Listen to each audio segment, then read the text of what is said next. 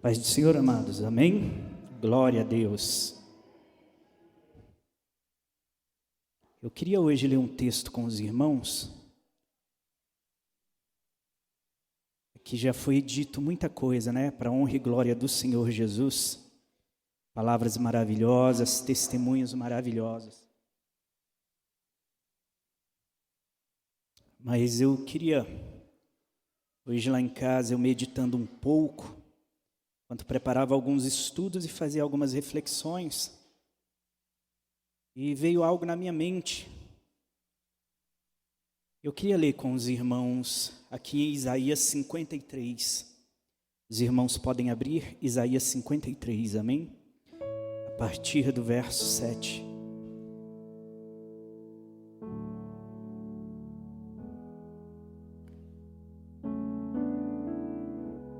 Está escrito assim, eu posso começar a leitura? Isaías 53, a partir do verso 7. Está escrito assim: ele foi oprimido e afligido, mas não abriu a sua boca. E como um cordeiro foi levado ao matadouro, e como a ovelha muda perante os seus tosqueadores, assim ele não abriu a sua boca. Da opressão e do juízo ele foi tirado.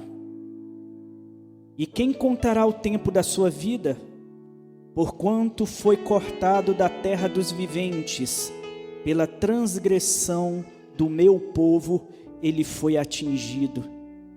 E puseram a sua sepultura com os ímpios, e com o rico na sua morte. Ainda que nunca cometeu injustiça, nem houve engano na sua boca. Todavia ao Senhor agradou moê-lo, fazendo-o enfermar, quando a sua alma se puser por expiação do pecado, verá a sua posteridade, prolongará os seus dias, e o bom prazer do Senhor prosperará na sua mão. Aleluia, amados. Fiz uma reflexão, teve um fato que aconteceu essa semana, que começou no domingo passado, que eu acho que todos os irmãos aí que têm redes sociais acompanharam, ou quem acompanhou os noticiários viu. Dois empresários muito ricos, eles alugaram um submarino e eles queriam ali ver os destroços do Titanic. E infelizmente eles acabaram morrendo num acidente ali que foi fatal. E aí, isso foi passando, essas notícias, estão desativadas as minhas redes sociais, mas eu via o pessoal comentando, e de vez em quando num grupo do WhatsApp o pessoal lançava um meme, eu não entendia nada do que estava acontecendo, né? Então eu me inteirei do assunto e fui buscar algo sobre o que aconteceu ali. Eu achei impressionante, amados, as condições em que aqueles homens, e um deles estava carregando um filho dele junto, em que eles se submeteram. A que tipo de risco eles se submeteram? Não sei se os irmãos viram a história. Quem aqui ouviu a história? Quem aqui se atentou um pouco sobre a história? Alguma coisa? Existia um contrato, o pessoal hoje fala muito do valor que eles pagaram, né? Que foi $250 mil por cada um dos três. Ou seja, aquela viagem custou $750 mil. Isso para quem faz uma análise simples. Mas o pior de tudo não é o custo do dinheiro, mas é o custo das vidas que ali foram ceifadas por conta de uma imprudência. E é impressionante, amados, que quando eles decidiram participar dessa viagem, a decisão deles foi sabendo dos riscos.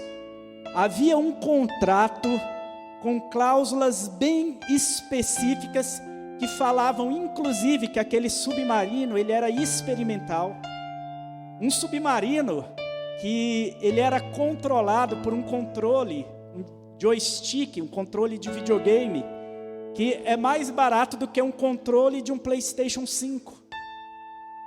Um manche de um avião, quando você vai para uns controladores de um avião, se você para fazer uma análise, quando você vai para os controladores de um avião, o custo daqueles controles superam carros. Para você ter uma ideia de segurança, que é a segurança que é depositada ali. Nesse submarino, era tudo controlado por um controle de videogame, que ele era configurado junto com o computador. Você comprava esse controle na internet. Olha que loucura isso. Parece que é um negócio totalmente artesanal.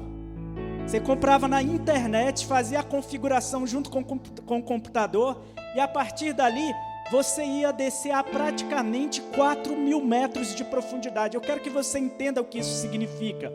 A pressão a 4.000 metros de profundidade, imagina que uma formiga na minha mão, formiga pequenininha assim, se eu esmagar ela com toda a minha força, é isso que acontece numa pressão a essa profundidade.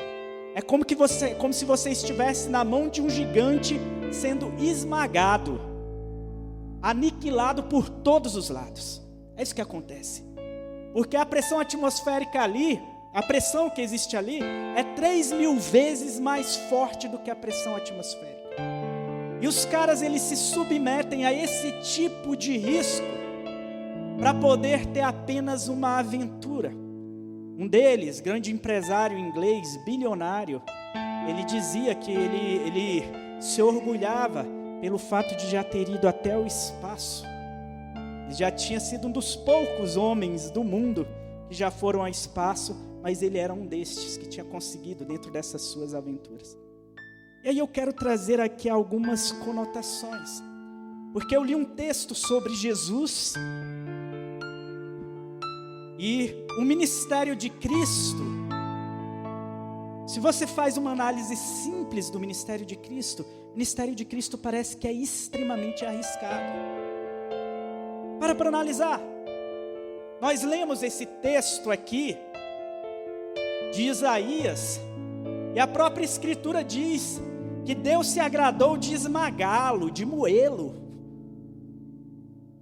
E aí eu viro assim, eu falo, meu Deus, mas que diferença há entre Jesus e esses caras? Dentro do que eles fizeram, eles se propuseram a entrar numa situação de risco, assinando um contrato que colocava um monte de possibilidades de morte, pouca garantia de vida, e eles assinam aquilo e descem numa aventura que culminou no que culminou. Esse submarino acabou implodindo. E aí eu me recordo de alguns detalhes, quando Cristo está, por exemplo, se preparando para a grande comissão dele. Ele é batizado por João Batista e a Escritura diz que ele vai ao deserto a fim de ser tentado. Imagina você adentrar um deserto sem água, sem comida, para passar 40 dias e 40 noites. 40 dias e 40 noites sem... E aí você para analisar isso e fala, vem cá, Jesus, porventura, ele não conseguia sopesar os riscos do que ele estava fazendo? Porque enquanto esses homens, eles adentraram ali no submarino, eles acreditavam, dentro da falsa ilusão de risco, de probabilidade que existia dentro deles, de que eles não morreriam. Até porque, até então, aquele submarino, todas as missões dele tinham sido bem-sucedidas, todas. Então, se você faz um controle de probabilidades, você para analisar, não era tão arriscado assim. Você entrar num submarino que parece uma lata de sardinha, controlada por um controle de videogame, parece que você está controlando o Mario Bros, né, naquela fasezinha da água. Cara, que loucura é essa? Agora Jesus não, ele decididamente, ele vai, toma essa decisão, vai ao deserto, e não somente isso, depois ele vai até o Getsêmani, e não somente isso, depois ele vai até a cruz. Primeiro fator que eu quero dizer para vocês, que a maioria de nós faz, quando a gente assume riscos que não estão, e aqui eu vou dizer a diferença entre Jesus e eles. riscos que não são bem calculados. Primeiro, existe uma noção equívoca das probabilidades. Você quer saber de uma coisa? Isso daqui é um dado e todos aqui conhecem. A probabilidade de você sofrer um acidente, morrer num desastre aéreo, é muito, mas muito menor do que você morrer num acidente de carro. Todos sabem disso. Todos conhecem isso como sendo uma verdade factual. Se você todos os dias pegasse um voo e passasse 1 hora voando, e você todos os dias passa 1 hora dirigindo, a probabilidade de você morrer dirigindo é muito, mas muito maior do que num acidente aéreo. Entretanto, ainda assim, uma grande parte das pessoas, elas morrem de medo, preferem dirigir do que voar de avião. Nota que existe uma falsa sensação, uma falsa interpretação das probabilidades no mundo exterior. Onde que eu quero chegar com isso? Para analisar, primeiro fator, existe em nós um desejo de sempre estar no controle, e por isso que a gente prefere o carro. Existe um anseio humano de sempre estar no controle, por isso que a gente prefere o carro. No carro eu que estou dirigindo. No carro eu conto comigo, no avião não, você entra lá normalmente, você nem sabe o que está acontecendo lá dentro daquele cockpit. Você não faz ideia, você realmente se entrega aos cuidados de um terceiro. E é por isso que na nossa teimosia existe uma falsa sensação, apesar de todas as estatísticas, apesar de ser absolutamente provado, existe uma falsa sensação que é melhor para a gente, eu estou mais seguro quando eu estou dirigindo do que quando eu estou no avião. Impressionante isso. Mas não somente isso. Primeiro, você nega as probabilidades, primeiro fator é esse. E segundo, a falsa sensação de controle. Porque quando você está no carro e você conta com as suas forças, você conta com você mesmo, você confia em você para dirigir, você se sente então mais seguro. E ainda temos mais uma coisa.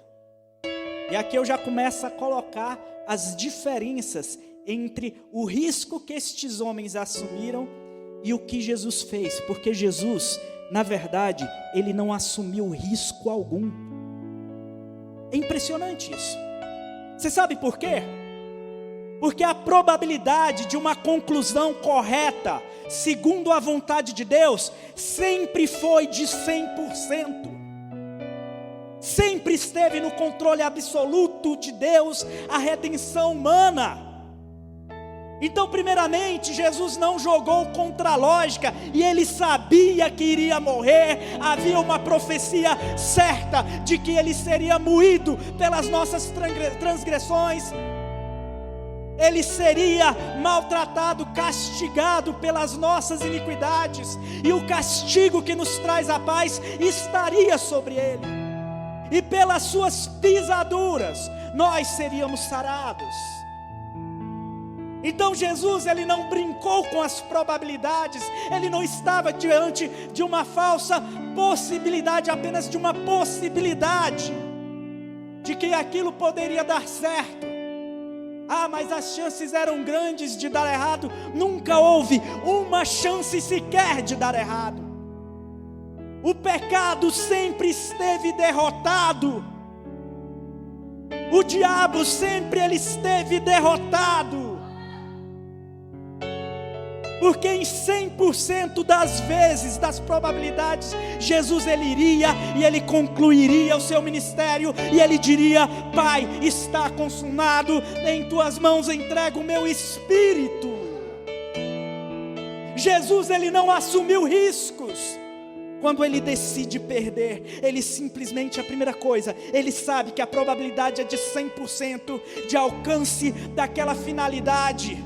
Segundo, sabendo que a probabilidade era 100%, ele não vive de acordo com o controle dele. ele se entrega no controle absoluto de Deus, no controle absoluto do Pai. E essa que é a grande diferença.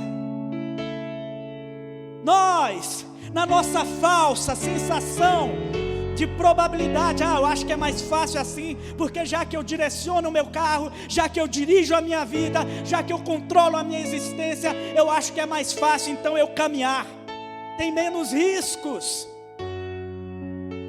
Jesus, ele sabendo que aquele ministério, que a chance de êxito daquele ministério era de 100%, ele simplesmente abre mão da sua vontade e se entrega à vontade daquele que pilotava o avião, daquele que dirigia o barco. Aí a gente não entende por que Jesus, no meio de uma tempestade em alto mar, ele simplesmente vai dormir. Ele sabe, meu amigo, isso daqui pode afundar, pode acontecer o que for, mas eu sei onde é que é o meu fim, eu sei o que está reservado para mim. Eu sei o que está reservado para mim. Note outra coisa que acontece aqui. Existe nas pessoas, em nós que alimentamos primeiro, nós, enquanto vivemos, nós temos uma falsa sensação da probabilidade das coisas. Além disso, a gente tem uma necessidade de querer assumir o controle, de querer dizer, seja feita a minha vontade, não a tua. E tem mais uma coisa, a gente tem uma mania de achar que a gente consegue dirigir melhor do que os outros. Você já dirigiu do lado de um motorista? O motorista o tempo todo ele fica dando pitaco, não é? Mais ou menos assim. Ele fala, você não viu não, ó, o pardal ali, olha aquilo ali. Não é desse jeito, normalmente. Olha o quebra-mola, olha ali, ó, cuidado ali. Ó, vira aqui, ó, vai para ali. E não sei o que. Você já viu tanto que é chato? Porque a gente tem uma mania de achar que quem dirige melhor é quem? Sou eu. Eu dirijo melhor do que o meu pai, dirijo melhor do que o Jacques, que eu digo nem precisa falar. E aí, quando a gente ainda em fé, a gente vai entregar o controle da nossa vida para Cristo, nas mãos do Senhor. E a gente ainda ora, né? Senhor, dirige o meu barco, conduz a embarcação, conduz a minha vida. Aí a gente vira aquele motorista chato que está do lado do passageiro. Jesus, não, vai por aqui, Jesus. Jesus, o senhor já viu aqui no GPS? Aqui está indicando que o melhor caminho é esse. Jesus, será que aquilo não é melhor do que isso daqui não, para a minha vida? Será que aquela situação, aquela circunstância não seria melhor? E se, Jesus? E a gente começa a viver dentro das condicionantes. E se fosse desse jeito? Meu irmão, se Jesus está dentro da tua embarcação, descansa. Entrega o controle para Ele. Ele pode estar lá pilotando, Ele pode estar até dormindo, mas você pode ficar tranquilo, porque é 100% garantido, a segurança é de 100%. Saia dessa falsa sensação de que você consegue controlar melhor as circunstâncias, as pessoas e as situações do que Cristo. Você precisa apenas aprender a controlar uma coisa: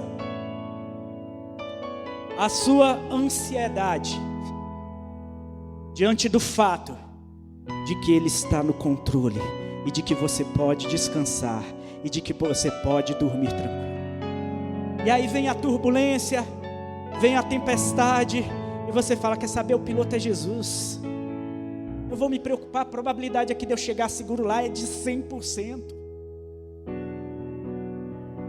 Eu não sou igual esses que entregam a minha vida a um controle de videogame. Porque entregar o controle de videogame é entregar a minha própria vontade. É eu achar que eu sou um bonequinho que posso brincar na vida do que eu quiser. Aí eu vou tentando e errando e não me submeto à vontade de Deus e não me humilho e não aprendo a ser mais paciente. E aí sempre eu quero assumir o controle, eu quero ir contra os outros. E aí eu não encontro paz na minha casa, eu não encontro paz no meu lar, eu não encontro paz no meu trabalho, eu não encontro paz nos meus relacionamentos de amizade, eu não encontro paz em lugar nenhum. Porque eu quero estar no controle o tempo todo, ou então eu quero dar pitaco naquele que era para estar no controle. E normalmente o que acontece é desastroso quando eu assumo o controle. Normalmente há implosões, há explosões, há destruição, há aniquilação. Entenda que o ladrão não é o diabo. O ladrão que veio para roubar, matar e destruir é a possibilidade de demonificação que existe em você. Enquanto você quer assumir o controle, enquanto você quer ser Deus da tua existência, enquanto você quer quando você tem o desejo de domínio sobre as pessoas, quando você não é capaz de descansar, mesmo quando o teu marido ou a tua esposa te contrariar, ele me contrariou, eu estou com raiva, para que eu fui casar, para que foi... Você não é capaz nem de se controlar, ou quando as coisas não acontecem do jeitinho que você quer, você já fica assim, não sei o que e tal, será que Deus está me ouvindo mesmo? Você já viu gente que se desespera porque algo acontece?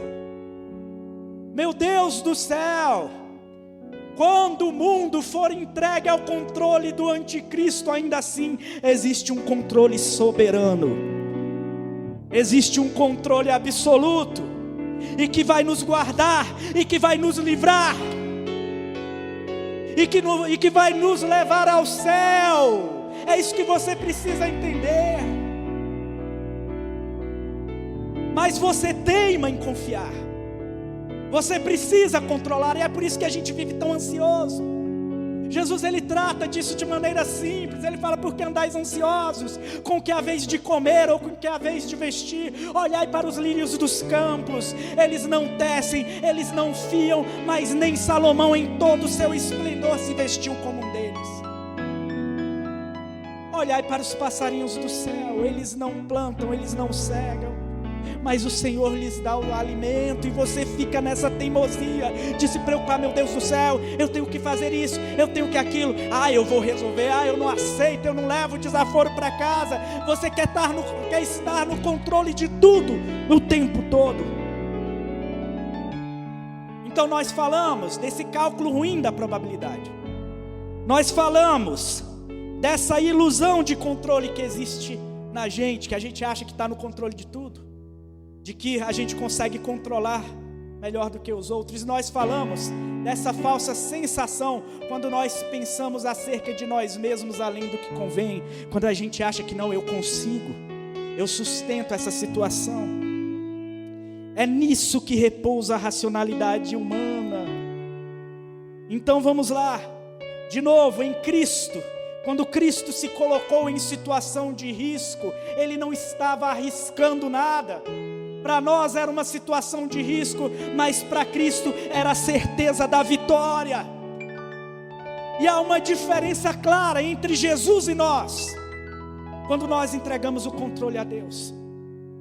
Jesus, quando estava ali na cruz, Ele diz, e ele olha para os céus e Ele fala, Elohi,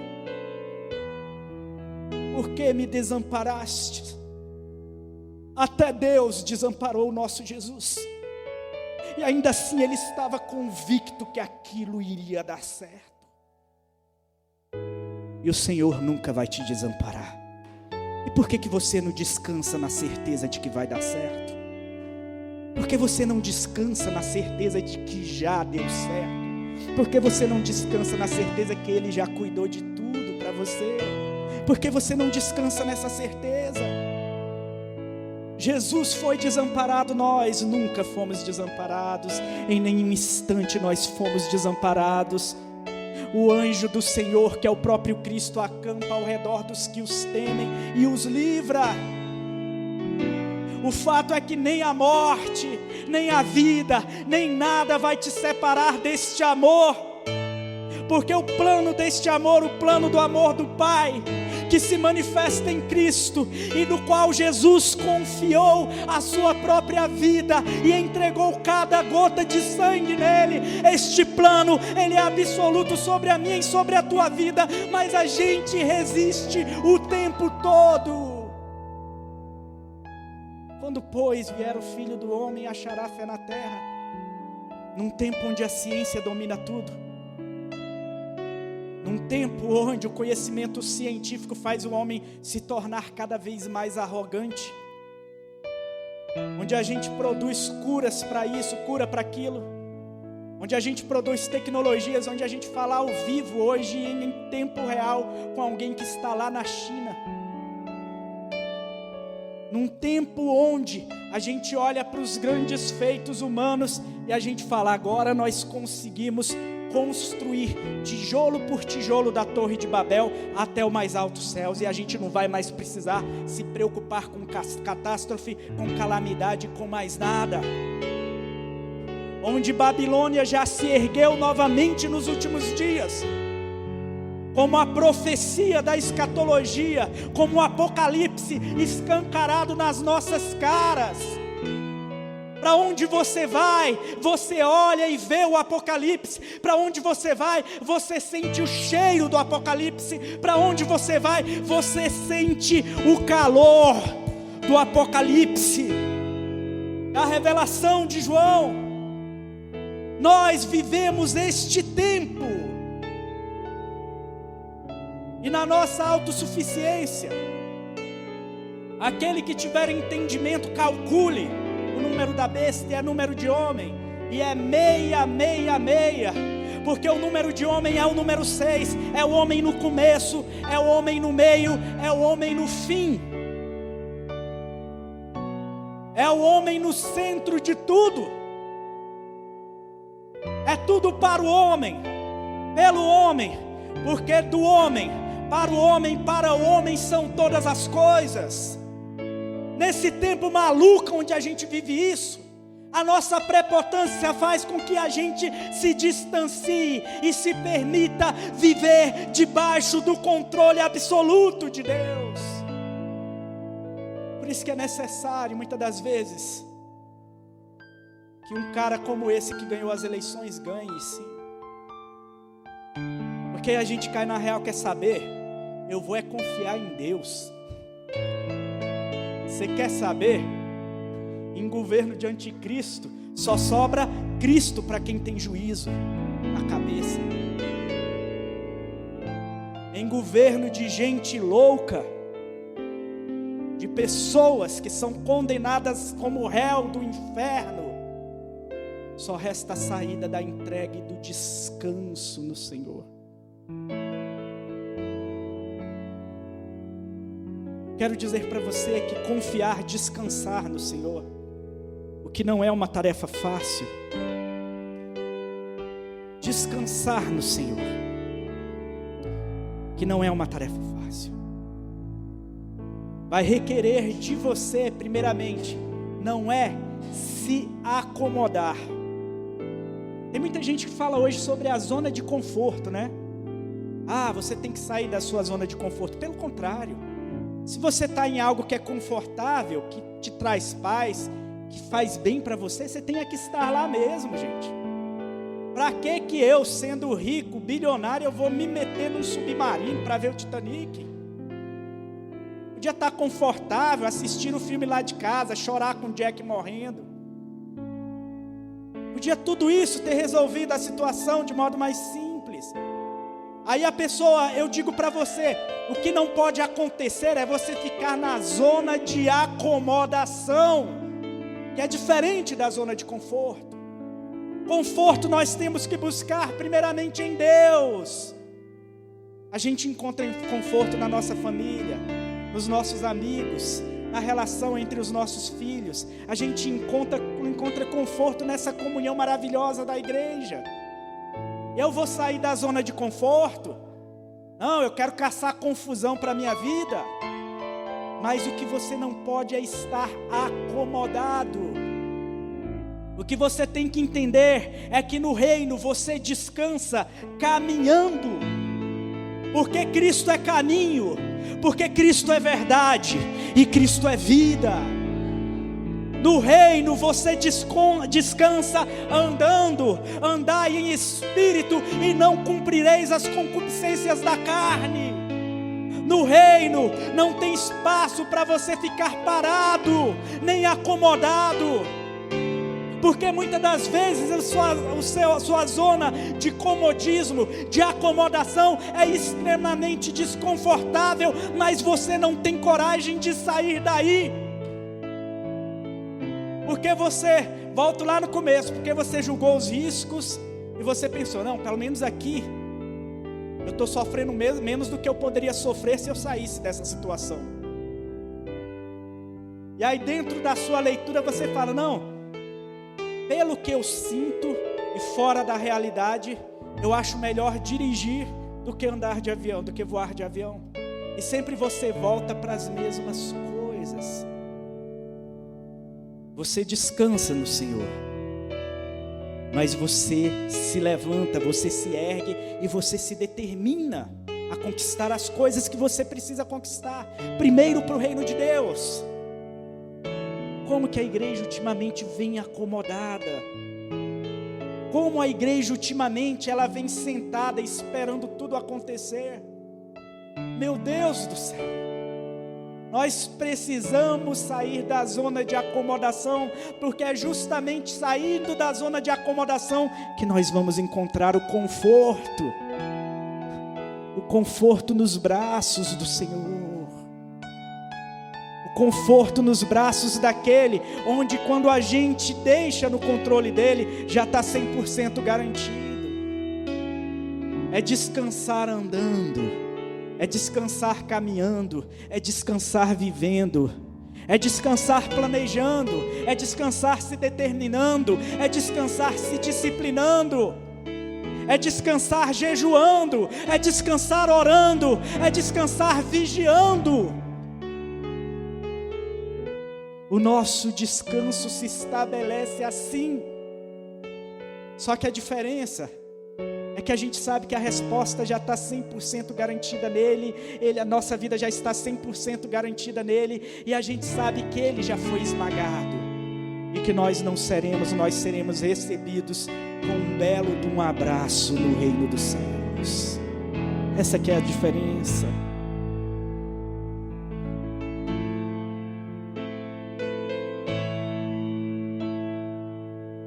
A gente pensa que os valores que eles pagaram foram absurdos. 250 mil reais, 250 mil dólares por pessoa. Por pessoa, mais ou menos 1.200.000 reais na cotação atual. 3.600.000 reais foram pagas nessa viagem tão triste e tão desastrosa. Eu quero te dizer que enquanto você não entrega o controle da sua vida para o Senhor e descansa nele, e eu digo, um descanso que não se acomoda, mas um descanso que age, um descanso que caminha. Enquanto você não entrega e descansa nele o controle da vida dele, eu quero dizer que o que você está desperdiçando e a aposta que você está fazendo é muito, muito mais arriscada.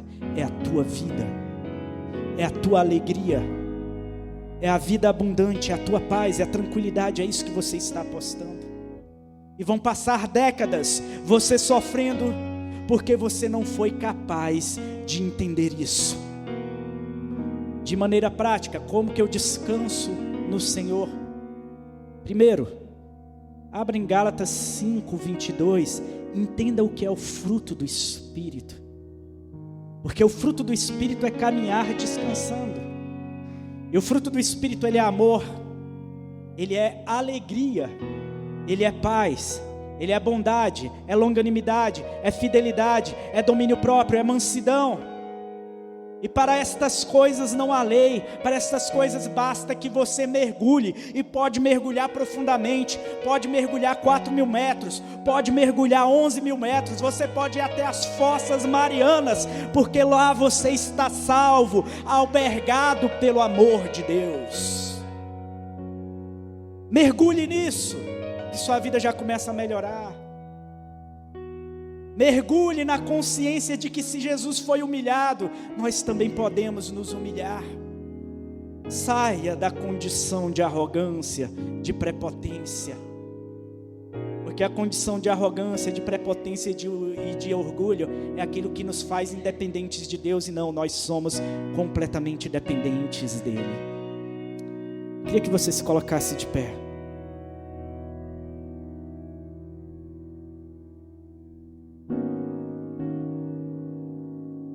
Quem entendeu essa mensagem? Como que Jesus ele vai para uma missão suicida? Nunca foi suicida, foi uma missão de vida e de vida eterna. E hoje ele ressuscitou e está sentado ao lado, à destra de Deus. Isso, amados, não é historinha. Isso é verdade. Isso é verdade, isso é fato. E é nisso que você tem que repousar o teu coração. Repousa o teu coração. Eu queria que você orasse hoje por você. Você que não consegue descansar. Você que quer assumir o controle de tudo, o tempo todo. Você que às vezes até entrega o controle de Deus, mas quer ficar dando pitaco para Jesus enquanto Ele dirige. Você que não consegue se deleitar no Senhor. Descanse. Olha para mim, descanse. Descanse, descanse no Senhor. Ele não está com joystick, não. Ele está com um leme nas mãos. E Ele vai te levar a um lugar de paz. Senhor Jesus, no mundo onde tantas pessoas estão desesperadas, no mundo onde se avança em ciência, mas o quanto se avança em ciência se multiplica em desespero. O quanto se avança em conhecimento se multiplica em ansiedade. Eu quero te pedir, meu Pai, eu quero te pedir, Senhor, que o Senhor venha trazer descanso. Primeiro, Senhor, que nós saiamos dessa falsa sensação de probabilidade, onde nós achamos que estamos mais seguros quando nós estamos no controle. Que nós saiamos dessa falsa pretensão de que nós somos melhor e de que nós conseguimos controlar melhor, e que nós possamos adentrar, ser passageiros deste voo, sabendo que o nosso piloto é Cristo e sabendo que o Senhor vai nos levar em segurança, sabendo que haverá tribulações, que haverá turbulências, que haverá tempestades no decorrer desse caminho, que haverá montanhas que nós deveremos subir, que haverá trilhas que nós deveremos caminhar, sabendo que a porta é estreita e que o caminho também é estreito, a porta é apertada e que o caminho é estreito, mas nós sabemos que enquanto estamos debaixo da Tua soberana vontade, nós sabemos que é esta porta e é este caminho que nos conduz à salvação, meu Deus.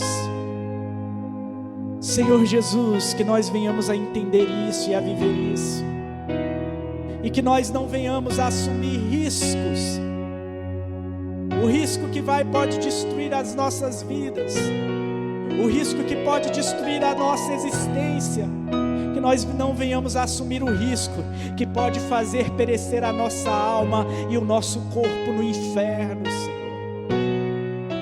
Que o Senhor derrame sobre nós esta consciência. É isto que eu te peço em nome de Jesus. Amém. Amém.